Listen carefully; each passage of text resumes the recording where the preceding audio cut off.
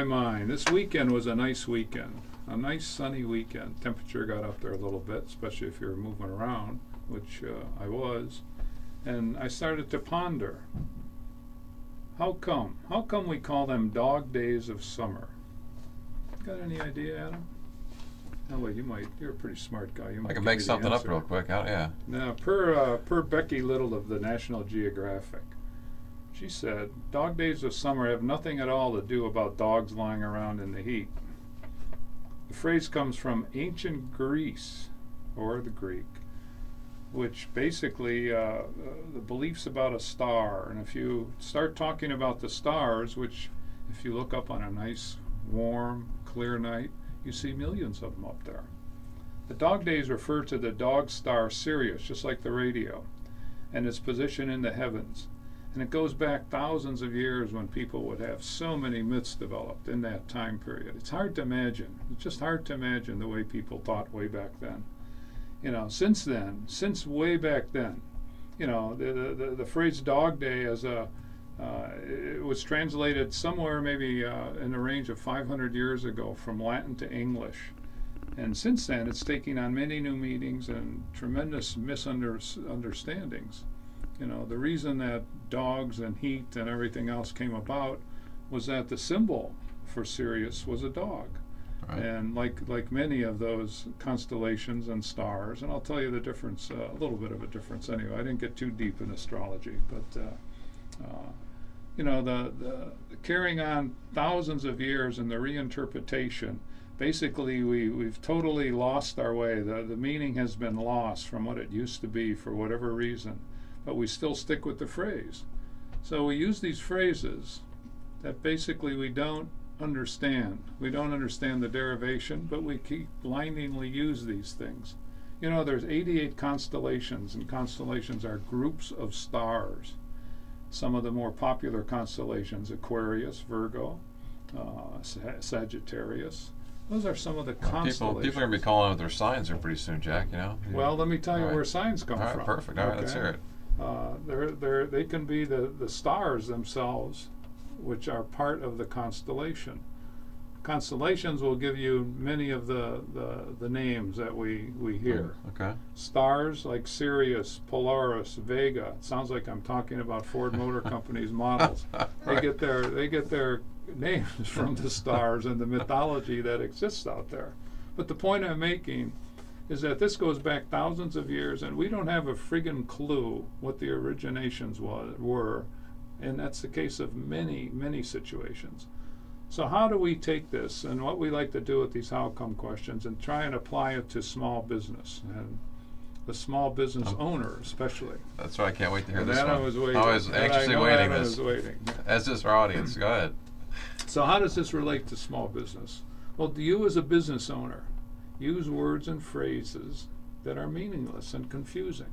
Of course you do. You know, you do. You do it every day. You ask more how questions and you do have bad phrases that are meaningless, or vice versa. I'm not sure which is worse. But let me give you a couple of examples.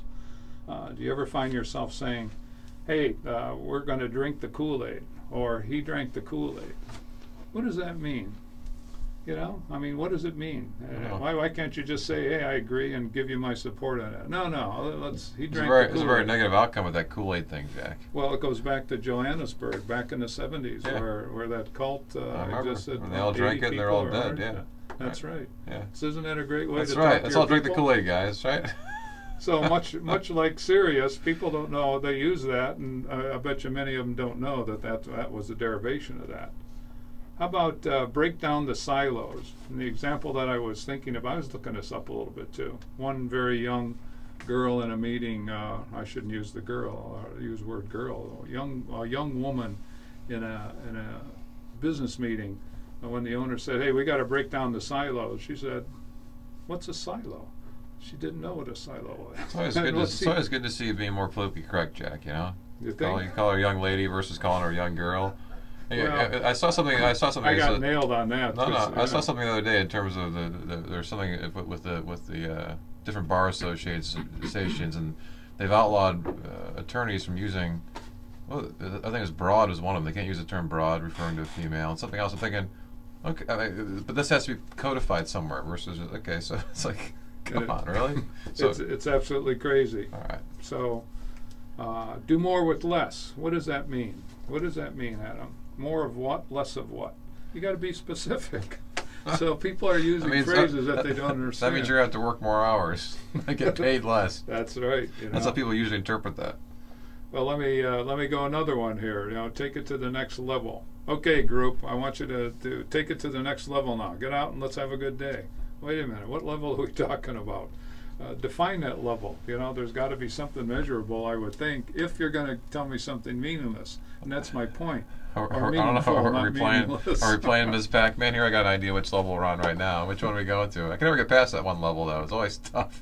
If you tell me how to do it, I think most people want to get to that next level, Jack. They just aren't sure. Your point maybe is which one it is and how to get there, right? I don't know. Yeah. We're coming back to leadership and defining the goals here. Right. Okay. It's much easier as a leader, if you want to call yourself a leader, it's much easier as the owner to say, hey, let's take it to the next level, than walk out of the room. What the hell did he just say? What do we got to do? We'll define it ourselves.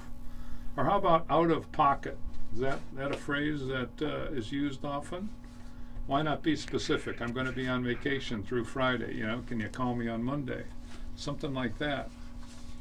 The point is, we got all these phrases that we use that really convey meaningless information, rather than hear what you're saying and prepare a little bit better. And much like our stargazers, there's big stories in mythology that moved millions of people through the thousands of years that have been involved with the mystery of space. And it gets kind of deep if you want to. So you're talking, Jack. It's so funny. So, Jack, I don't prepare for this segment beforehand, but I happen to be reading, as I often do, the Sunday comics yesterday. And my 10-year-old daughter and I often fight over them. She usually gets them first, but I get them afterwards. That way I cut things out. But I was reading the Dilbert. I'm a big Dilbert fan. I'm guessing if you don't read Dilbert, you probably should. If you're in business of any type, you should be reading Dilbert. The reason, especially as an owner, it's really good because it helps give insight into what folks who are employees think about stuff, right?